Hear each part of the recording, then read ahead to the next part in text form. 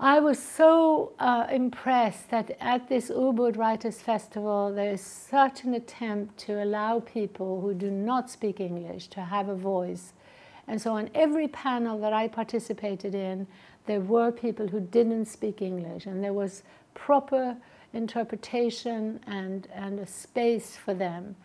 It was also heartbreaking to know, as I do know, the difficulty of that it takes longer.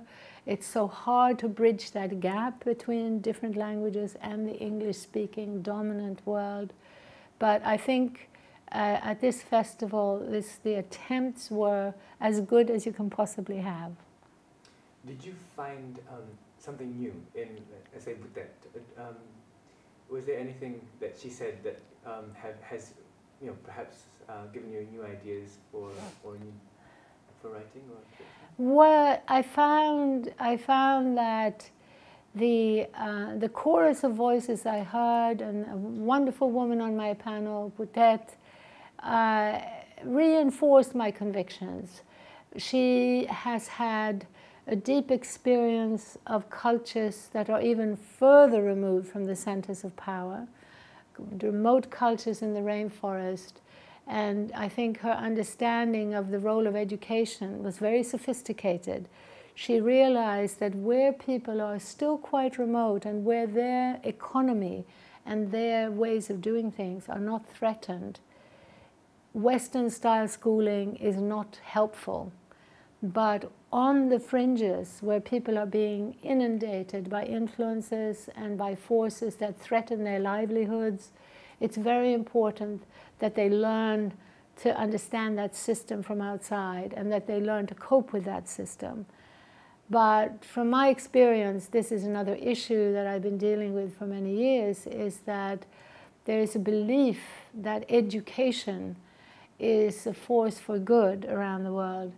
What I have found is that what we call education, 99% of the time is a training into a worldview and a way of production and consumption that fits into a corporate-led consumer culture. I believe that the global consumer monoculture that is being promoted in the media worldwide, it may be Bollywood in India, but it's actually based on Hollywood in America. It may have a different language, it may have a slightly different look, but the basic message to children is, if you want to be loved, if you want to be respected, you must have the right designer jeans, you must have the right running shoes, you must look fundamentally Western. And the message to the children is that without those things, they will not get the love and respect that I believe to be a universal human need. We all have a need to be loved and respected, and that in turn paves the way for adults who are able to be loving and respectful of others. So this message from media and advertising is so insidious because it leads to a child's frantic search to buy the newest Barbie doll, the newest video game, the newest designer, this and that. And going down that consumer path leads not to love and respect, but to envy and separation.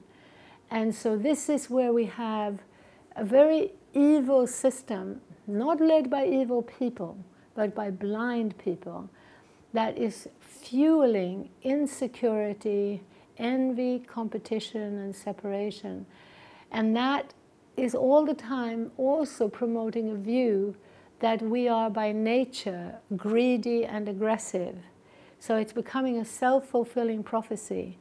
The dominant view is we are greedy and aggressive by nature, and look, everywhere in the world now we have greed and aggression. We don't look at the fact that most of that greed and aggression has come about because people have been made to feel inferior and insecure. And of course, a lot of that insecurity started with slavery and colonialism. So it's a continuum in many places over many centuries. But I think when people wake up to the fact that the universal human need is actually a need for love and connection, and we start supporting the rebuilding of local interdependence to create greater security and community, then we'll have found the key to real tolerance, to real prosperity as well, because it's about rebuilding local economies, not eliminating trade, not eliminating dialogue across the world, but rebuilding the fabric from the bottom up so that you have health and sustainability in communication and trade with others. So long-winded, but yeah. Well, so in a nutshell, you're trying to say that the neoliberal policies of the world are actually a continuation of post-colonialism.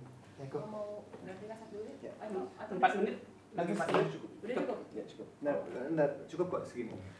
That biar aja. Pause for that. We've got 4 minutes left. Okay. Pause here, just pause.